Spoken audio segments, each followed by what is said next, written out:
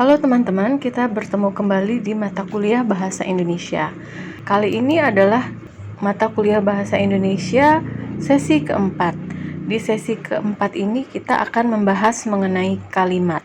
Perlu dicatat juga di sesi ini kalimat saya ada 2 buah salindia yang harus teman-teman baca. Yang ini adalah salindia pertama, kalimat 1A. Nah, jadi apa itu kalimat? Tentu kita semua sudah tahu ya, kalimat adalah satuan bahasa terkecil, baik lisan maupun tulisan. Yang bisa dikatakan sebuah kalimat atau bukan adalah ketika sudah mengungkapkan informasi yang lengkap atau mengungkapkan pikiran yang utuh. Ini yang perlu teman-teman pahami betul. Jadi saya mengajar kalimat kembali dari dasar karena masih banyak ternyata masih banyak dari kita yang masih bingung kalau ditanya sebuah kalimat subjeknya yang mana, predikatnya yang mana, objeknya yang mana. Nah, itu ternyata masih banyak yang bingung ya. Padahal untuk bisa membuat sebuah kalimat yang baik dan benar, kemudian teman-teman bisa menyusunnya ke dalam paragraf, kemudian menyusunnya menjadi satu buah tulisan utuh yang terdiri dari beberapa paragraf, kemampuan membuat kalimat itu sangat mendasar. Nah, jadi perlu teman-teman ketahui, kalimat itu terdiri dari beberapa bagian berikut. Pertama, sudah pasti di dalam sebuah kalimat ada kata. Kemudian ada frasa, kemudian ada klausa. Selanjutnya, kita akan bahas lebih dalam mengenai bagian-bagian kalimat ini. Pertama adalah kata.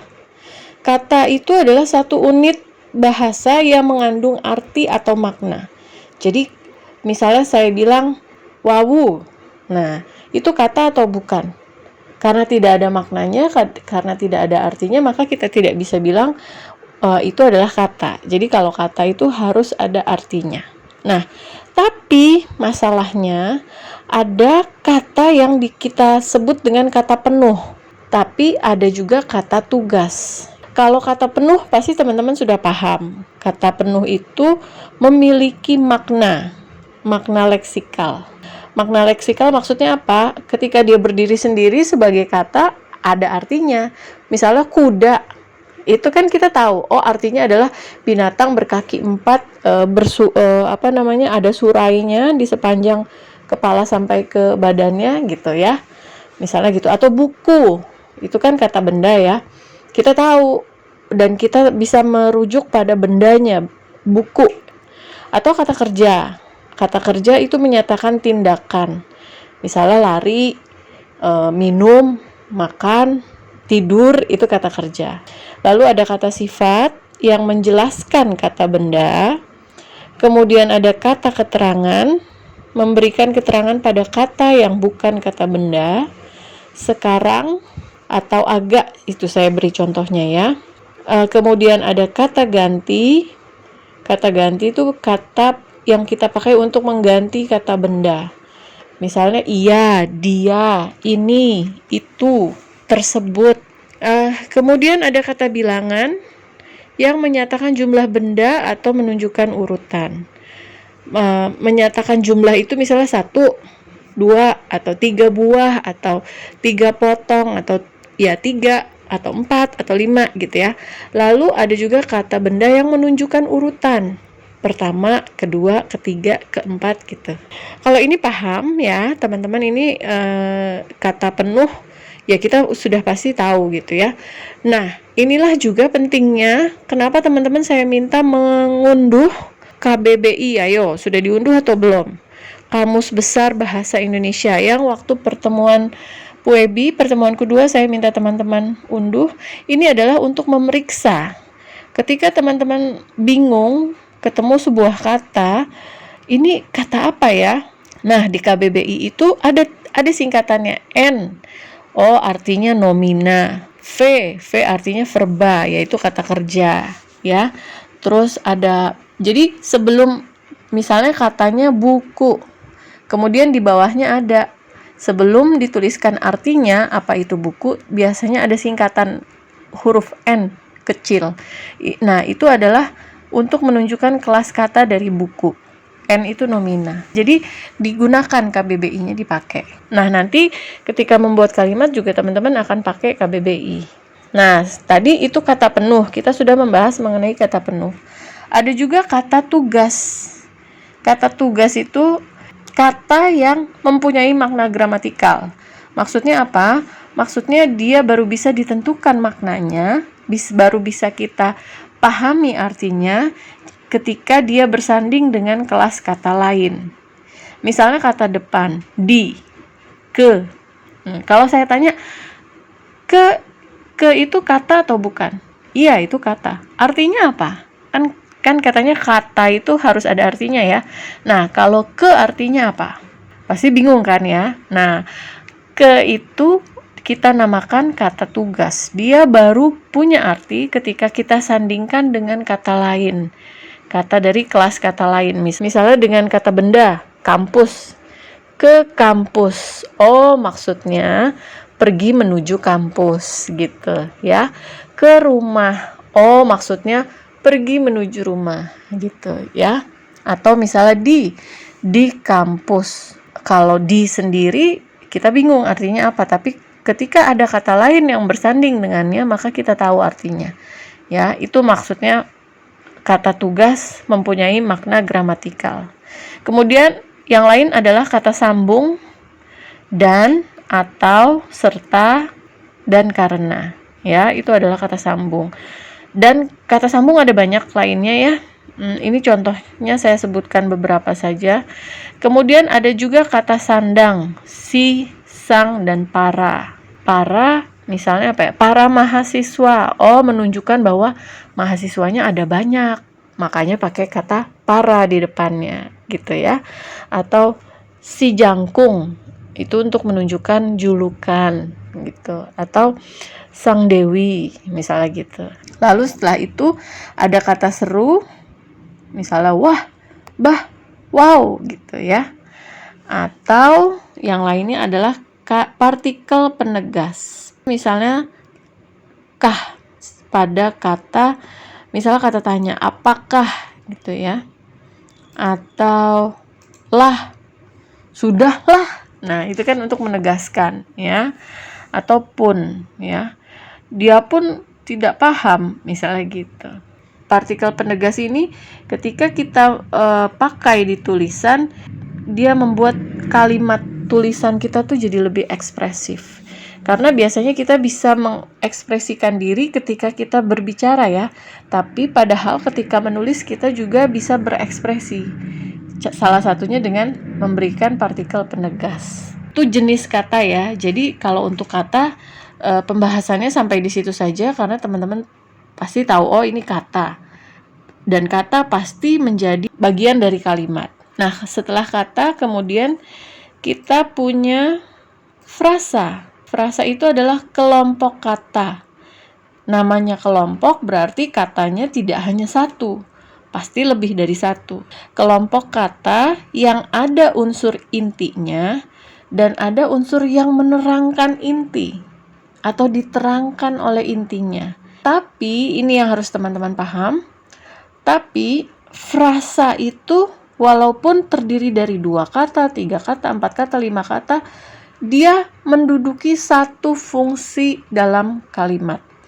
Jadi kalau saya bilang fungsi itu maksudnya SPOK, subjek, predikat, objek, keterangan, pelengkap.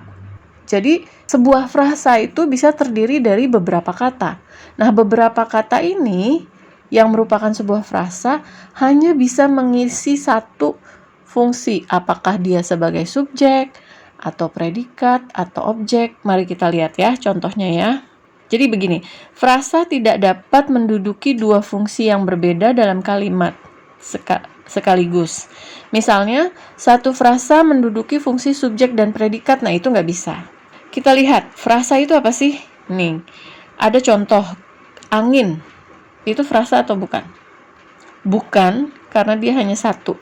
Karena frasa kan artinya kelompok kata. Kelompok berarti kan lebih dari satu. Jadi kalau hanya angin, maka itu kata. Angin yang berhembus. Ada berapa kata? Ada 3 kata. Angin, 1, yang 2, berhembus 3. Nah, itu kita sebutnya frasa. Ada 3 kata. Kemudian angin yang berhembus dengan kencang. Nah, itu juga frasa. Frasa ini bisa menduduki satu fungsi dalam kalimat. Kita lihat contoh berikutnya. Angin yang berhembus dengan kencang menerbangkan debu. Itu baru jadi kalimat. Karena angin yang berhembus dengan kencang itu masih masih sebuah frasa, belum ada predikatnya. Kemudian angin yang berhembus dengan kencang itu menduduki fungsi subjek. Jadi kalau ditanya angin yang berhembus dengan kencang menerbangkan debu, yang mana subjeknya? Subjeknya adalah angin yang berhembus dengan kencang. Itu subjek. Itu maksudnya frasa menduduki satu fungsi. Ya, walaupun katanya ada 1, 2, 3, 4, 5. Ada 5 kata. Tapi 5 kata ini saling bergantung satu sama lain. Dia tidak bisa dipisahkan fungsinya. Ya, jadi dia semua adalah subjek. Kemudian predikatnya menerbangkan. Kemudian objeknya debu. Paham ya? Bahwa satu fungsi dalam kalimat bisa diduduki oleh kata, yaitu cuma satu kata, atau dengan frasa. Subjeknya ini frasa nih, subjeknya ada 5 kata, banyak ya.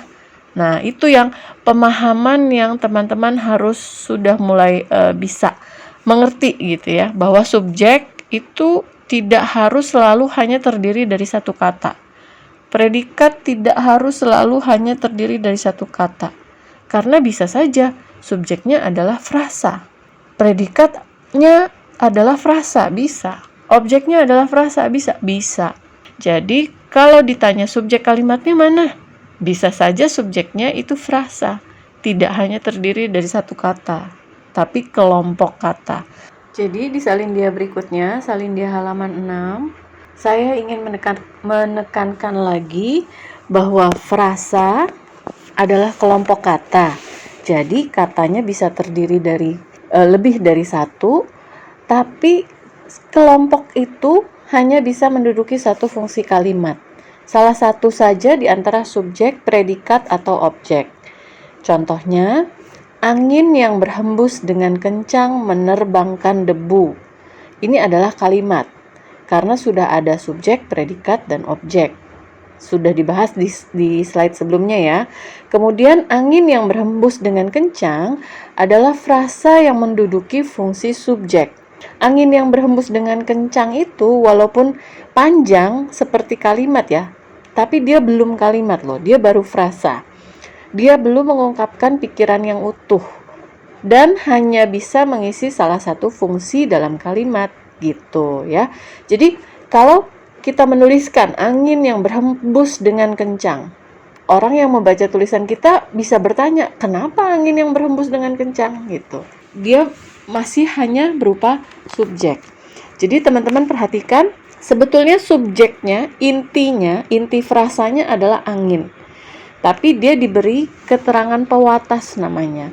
Perhatikan kata yang. Jadi sebenarnya kalau ada kata yang menempel dengan inti yang merupakan subjek, maka dia jadi ketarik. Jadi semua kata yang ada di belakang yang itu semuanya jadi subjek.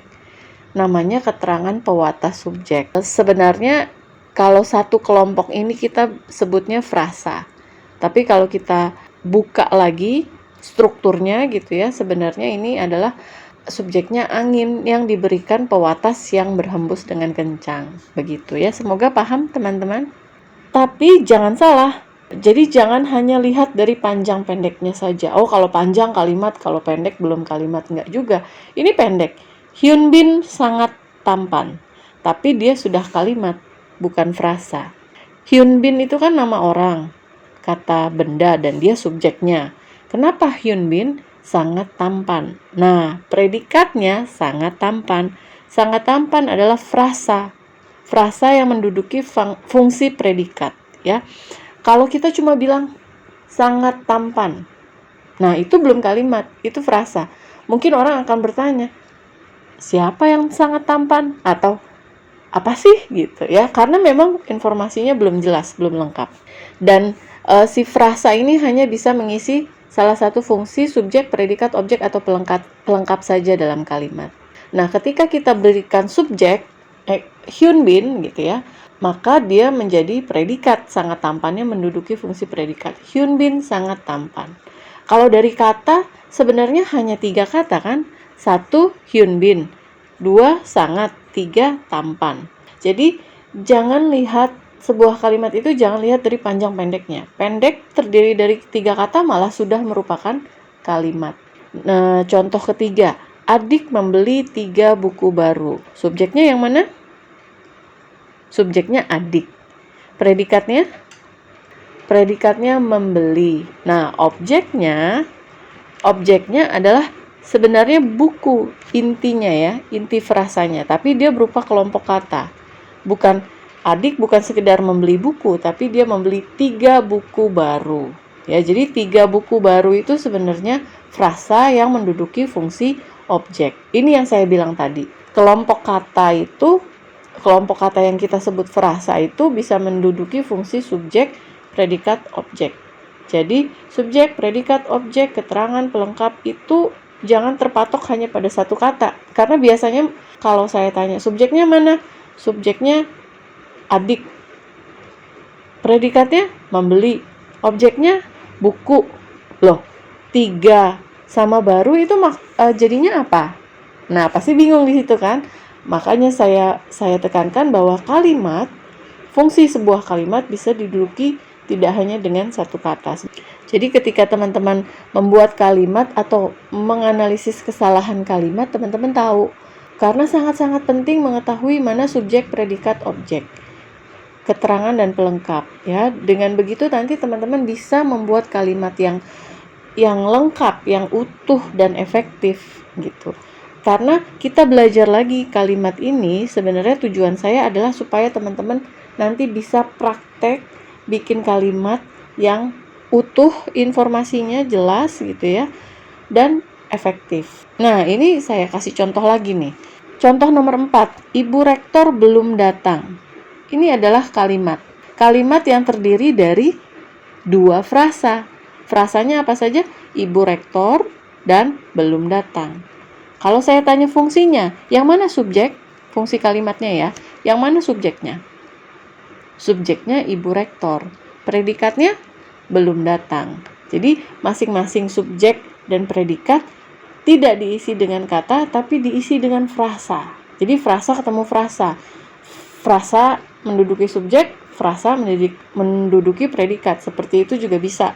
Nah, Ibu Rektor itu frasa nominal yang menduduki satu fungsi dalam kalimat, yaitu subjeknya. Kalau kita cuma bilang Ibu Rektor atau kita cuma tulis Ibu Rektor, ya kenapa? Itu kan informasinya belum lengkap, hanya Ibu Rektor saja. Tapi menjelaskan bahwa ibu yang kita maksud bukan ibu kantin atau bukan ibu saya, tapi Ibu Rektor. Jadi ibu adalah intinya, rektor menerangkan ibu yang kita maksud itu siapa. Belum datang itu adalah frasa verbal yang hanya menduduki satu fungsi dalam kalimat, yaitu predikat. Pada kalimat Ibu Rektor belum datang. Nah, predikat bukan cuma datang, tapi belum datang. Satu kesatuan frasa itu adalah predikat. Jadi, mohon dipahami sekali lagi, subjek, predikat, objek, keterangan, dan pelengkap boleh, bahkan seringnya tidak hanya terdiri dari satu kata. Boleh diisi dengan kata ketemu frasa, frasa ketemu kata, atau sama-sama frasa membentuk kalimat. Gitu ya, teman-teman ya. Jadi kesimpulannya dari pembahasan kita tadi dengan contoh-contoh yang saya berikan, jika dilihat dari contoh nomor 1 sampai 4, kalimat bisa terbentuk tidak hanya dari kata, tambah kata, tapi bisa juga kata, tambah frasa, tambah kata, tambah frasa. Kemudian di bagian berikutnya kita juga akan mempelajari bahwa kalimat juga bisa terdiri dari klausa.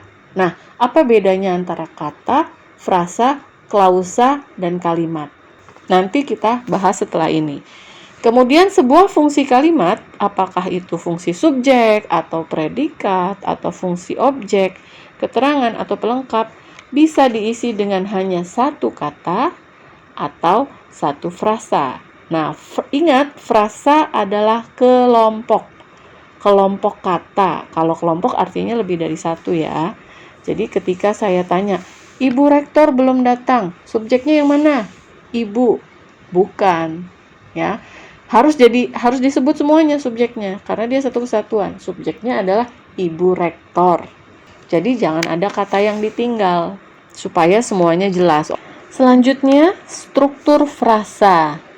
Nah, ini tadi teman-teman sedikitnya sudah paham ya bahwa frasa itu bisa terdiri dari dua kata, misalnya Ibu Rektor atau agak malas, belum datang. Itu kan umumnya memang terdiri dari dua kata biasanya, tapi boleh nggak lebih?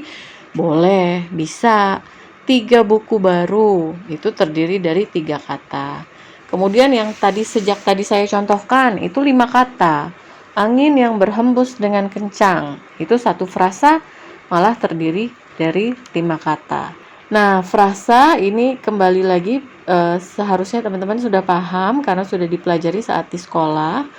Saya ingin menyegarkan kembali ingatan teman-teman bahwa frasa terdiri dari inti dan keterangan. Keterangan bisa juga kita sebut atribut atau pewatas. Maksudnya apa? Keterangan itu menerangkan intinya. Inti adalah unsur yang diterangkan. Di sini saya ada contoh frasanya, Ibu Rektor. Unsur intinya apa? Unsur intinya adalah ibu. Ya, jadi dia frasanya frasa nominal karena intinya adalah kata benda atau nomina. Ibu apa nih? Ibu yang mana nih? Ibu siapa nih? Nah, rektor adalah unsur yang menerangkan ibu yang dimaksud. Bukan sembarang ibu, bukan ibu kamu atau ibu saya, bukan juga ibu kantin atau ibu tiri gitu, tapi ibu rektor.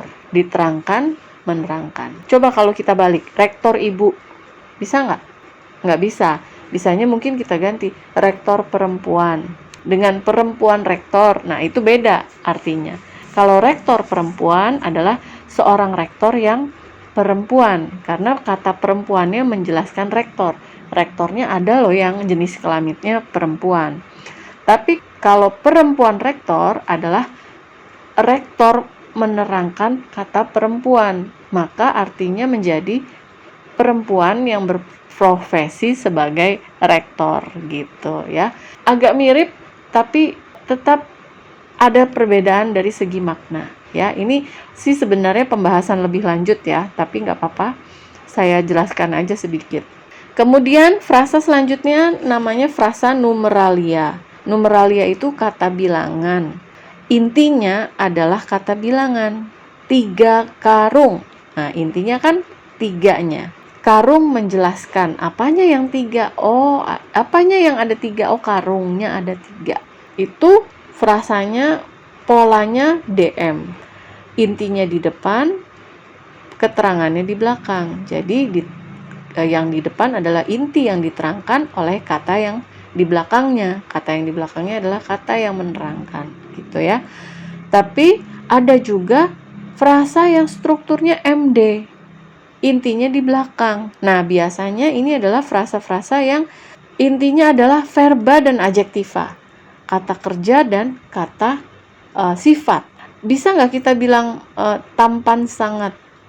Nggak bisa. Itu adalah gaya bahasa lisan.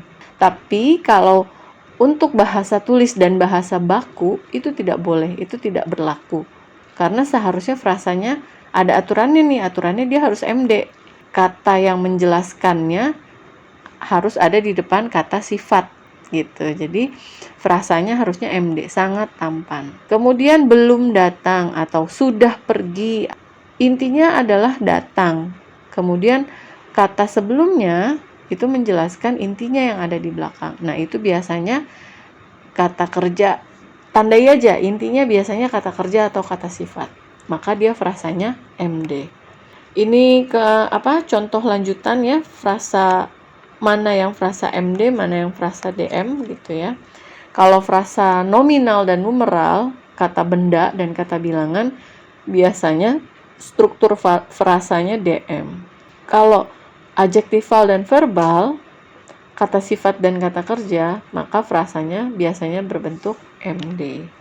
Frasa adjektival ini secara khusus nih ya, biar teman-teman paham. Bu, bagaimana dengan ganteng banget, atau kenyang banget, atau baik banget gitu ya, atau kopi banget, itu gimana Bu? Itu kan frasanya frasa adjektival dan frasa verbal, tapi kok kata bangetnya di belakang? Nah, itu adalah aturan khusus dalam bahasa lisan, teman-teman. Kalau di dalam bahasa lisan, bisa aja, boleh aja gitu ya. Karena apa? Karena kalau dalam bahasa lisan, selain memang bahasanya lebih cair, tidak baku, ketika lawan bicara kita tidak paham apa yang kita maksud, dia bisa bertanya langsung pada si pembicaranya. Maksudnya apa sih? Tadi maksud kamu bilang gitu apa sih?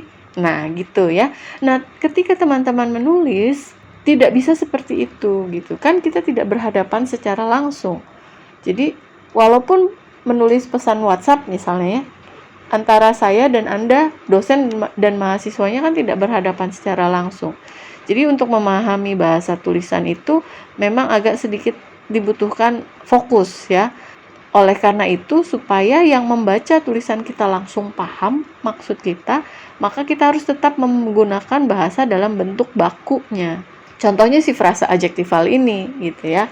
Kalau kata bakunya biasanya kita pakai kata sangat, paling, sekali. Nah, yang ragam lisan, yang non baku itu banget. Sangat, paling, sekali itu adalah penjelas untuk kata sifat, bukan penjelas untuk kata benda atau nomina. Bisa nggak misalnya kita bilang sangat susu? Yang ya susu nggak bisa dibilang sangat susu gitu ya. Tidak ada ukurannya. Buku, sangat buku. Buku ya buku. Adakah benda yang buku tapi belum terlalu buku? Ada nggak? Kan nggak ada. Buku ya buku gitu ya. Nah, makanya kata-kata sangat, paling, sekali, sama banget sebenarnya tidak bisa untuk menjelaskan kata benda. Ini yang kita perhatikan di bahasa lisan. Aduh, rasanya kopi banget. Kopi itu kan kata benda ya. Terus dikasih kata banget. Banget itu sebenarnya untuk menjelaskan kata sifat. Cantik banget bisa, boleh. Ganteng banget, baik banget, itu kan kata sifat ya. Tapi sekarang ini berkembang menjadi kopi banget, kampung banget. Aduh, ini saya nyobain donat kampung, rasanya kampung banget. Gimana itu rasa yang kampung banget? Maksudnya? Ya, jadi teman-teman juga harus kekritisan teman-teman terhadap bahasa itu harus dibangun. Bahwa sebenarnya teman-teman tahu itu salah. Bahwa itu adalah gaya bahasa lisan yang tidak bisa diterapkan ke dalam bahasa tulis gitu. Intinya saya mau ngomong gitu. Jadi tidak semua bahasa lisan bisa diterapkan dalam bahasa tulis. Jadi teman-teman sangat penting menguasai bahasa tulisan ya, bahasa baku, karena seringnya kita juga sering dan wajib, apalagi saat sekarang gitu ya, ketika kita jarang sekali, sulit sekali bertemu tatap muka, maka komunikasi kita biasanya lewat tulisan. Untuk menjaga kita agar tidak salah paham, maka kita harus menguasai bahasa tulisan yang memang benar, yang sesuai kaidah. Itu sedikit itu memang agak melenceng dari nggak melenceng banget sih, tapi maksudnya itu adalah materi tentang kalimat yang kita temukan sehari-hari. Jadi saya nggak mau sekedar ngajar aturannya, tapi saya mau kita lihat contoh yang biasa teman-teman temui. Biasanya kalau secara bahasa tidak berterima, sebenarnya itu secara logika juga nggak bisa kita terima, teman-teman, gitu ya. Jadi saya juga ingin menumbuhkan kekritisan teman-teman dalam melihat fenomena bahasa. Kita masuk ke soal klausa dan kalimat. Jadi tadi kan saya bilang kalimat itu bisa terdiri dari kata, frasa, dan klausa. Nah, ini dia klausa. Klausa itu apa sih? Klausa merupakan satuan gramatikal yang berupa kelompok kata. Sekurang-kurangnya terdiri atas subjek dan predikat. Dan dia berpotensi menjadi kalimat. Berbeda dengan frasa ya, frasa betul-betul hanya kelompok kata yang saling ketergantungan dengan kata masing-masing. Tapi kalau klausa ini kelompok kata yang sudah bisa berpotensi menjadi kalimat. Kenapa? Karena sebenarnya klausa itu sudah ada subjek, sudah ada predikat. Itu bedanya klausa dan frasa. Si klausa udah punya subjek dan predikat. Kan kalimat unsur wajibnya subjek dan predikat, Bu. Berarti klausa sebenarnya sudah kalimat dong. Bisa dibilang dalam beberapa kasus tertentu klausa itu adalah kalimat, iya, tapi kalimatnya kalimat simplex namanya. Kalimat dalam bentuk paling sederhana. Karena memang dia terdiri dari subjek dan predikat. Tapi tidak semua klausa itu adalah kalimat simplex. Jadi kita harus hati-hati. Misalnya begini, saya punya contoh, ia menjadi pendiam. Itu klausa. Sudah terdiri dari subjek, ia, subjeknya ia, dan predikat, menjadi pendiam. Subjek, predikat. Apakah dia sudah kalimat? Belum. Tapi apakah dia berpotensi menjadi kalimat? Iya. Kenapa saya bilang dia belum menjadi kalimat? Karena ia menjadi pendiam, itu belum lengkap, belum utuh informasinya. Kita masih perlu mengejar informasi lanjutan. Kenapa memangnya ia jadi pendiam? Atau memangnya kenapa kok dia jadi pendiam, sebabnya apa gitu. Jadi kita masih bisa bertanya. Jadi ada informasinya apa ya? Kalau saya bilangnya itu masih gantung gitu, belum lengkap informasinya. Lalu ada klausa lagi nih, sejak kucingnya mati. Kalau sejak itu kan kata hubung ya. Nah, maka di sini subjeknya adalah kucingnya. Lalu predikatnya mati. Kucingnya mati. Ia menjadi pendiam, kucingnya mati. Gabungan kata ini pun belum mengungkapkan pikiran yang utuh. Sejak kucingnya mati. Kalau kita cuma dikasih kalimat sejak kucingnya mati, pasti kita bingung. Iya, terus kenapa gitu. Klausa pertama ditambah klausa kedua baru bisa menjadi kalimat. Ia menjadi pendiam sejak kucingnya mati. Ini adalah kalimat yang terdiri dari dua klausa. Kalau ia menjadi pendiam sejak kucingnya mati, maka kalimatnya terdiri dari subjek ia, menjadi pendiam itu predikat, sejak kucingnya mati bukan lagi subjek predikat, tapi menjadi keterangan karena ada kata hubung sejak di situ. Ya, jadi si kata hubung sejaknya itu menghubungkan antara klausa pertama dan klausa selanjutnya. Begitu ya teman-teman ya. Jadi hati-hati, jangan sampai teman-teman membuat kalimat tapi kalimatnya gantung. Belum ada predikatnya atau belum ada keterangannya gitu. Ini yang saya tadi bilang, klausa juga sudah merupakan kalimat simplex atau kalimat tunggal jika klausa tersebut sudah berstruktur subjek dan predikat. Ia datang. Sebenarnya itu udah kalimat ya. Subjeknya ia, predikatnya datang. Hyun Bin ke pasar. Subjeknya Hyun Bin. Predikatnya ke pasar. Ya, dia berupa frase preposisional. Nah, ini juga nih. Angin yang berhembus dengan kencang merupakan subjek. Menerbangkan predikat. Objeknya debu. Hyun Bin itu adalah subjek yang berupa frasa. Sangat tampan juga berupa frasa yang menduduki fungsi predikat.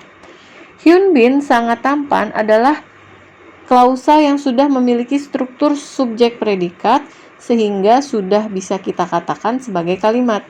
Kalimat tunggal, kalimat simplex, kalimat dalam bentuk paling sederhana. Tapi ada juga klausa, ya klausa, dia tidak bisa kita katakan kalimat. Nanti ada contohnya.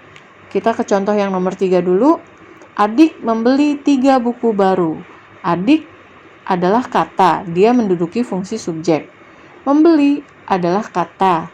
Kata juga ya, bukan frasa ya, menduduki fungsi predikat. Nah, objeknya diduduki oleh frasa, oleh 3 kata yang berupa satu frasa numeralia, 3 buku baru. Ini yang saya katakan tidak semua klausa itu kalimat. Klausa itu berpotensi menjadi sebuah kalimat. Misalnya kita perhatikan yang contoh nomor 6. Ia datang. Sebenarnya itu kan sudah terdiri dari subjek dan predikat. Tapi kan informasinya masih bisa dilengkapi, masih bisa ditambah. Nah, ini nomor 4 dan 5 adalah pengulangan-pengulangan yang saya pikir bisa berfungsi untuk menekankan kembali pemahaman teman-teman ya. Kalau kalimat Ibu Rektor belum datang, maka Ibu Rektor adalah fungsi subjek yang diduduki oleh frasa nominal. Belum datang adalah predikat yang diduduki oleh frasa verbal. Nah, Ibu rektor belum datang. Sebenarnya dia baru terdiri dari subjek dan predikat kan? Kita bisa bilang bahwa sebenarnya dia klausa, tapi enggak, karena informasinya sudah lengkap, sudah utuh, Ibu rektor belum datang. Oh, ya udah kita tunggu deh gitu ya. Tidak menimbulkan pertanyaan lagi terkait isi kalimat tersebut, maka kita sudah bisa bilang itu adalah kalimat. Yang nomor 5 adalah pengulangan dari salindia berikutnya. Tidak perlu saya ulang lagi, silahkan baca sendiri. Nah, lalu kesimpulannya apa nih dari bagian-bagian kalimat ini? Mindset atau pola pikir yang sudah kepalang tertanam di benak teman-teman, di pemahaman teman-teman bahwa ibu menggoreng ikan, subjek, ibu predikat, menggoreng objek ikan. Itu kan satu kata, subjek satu kata, predikat satu kata, objek satu kata. Itu harus dibongkar. Tidak hanya seperti itu. Kalimat itu tidak hanya seperti itu.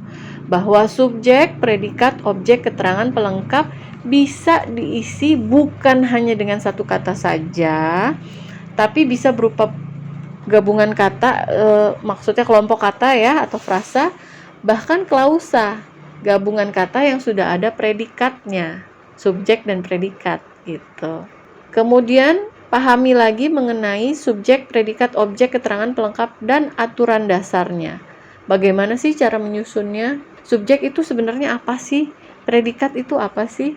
Sehingga Anda bisa membuat kalimat dengan benar. Karena tujuannya adalah praktik. Jadi ketika menulis, teman-teman betul-betul bisa menulis sebuah kalimat yang benar, informasinya lengkap, logikanya benar gitu ya, masuk akal dan efektif. Itu sih tujuannya kita mempelajari kalimat. Yang salindia ini sampai di sini saja teman-teman. Nanti kita lanjut ke salindia berikutnya ya. Baik, terima kasih.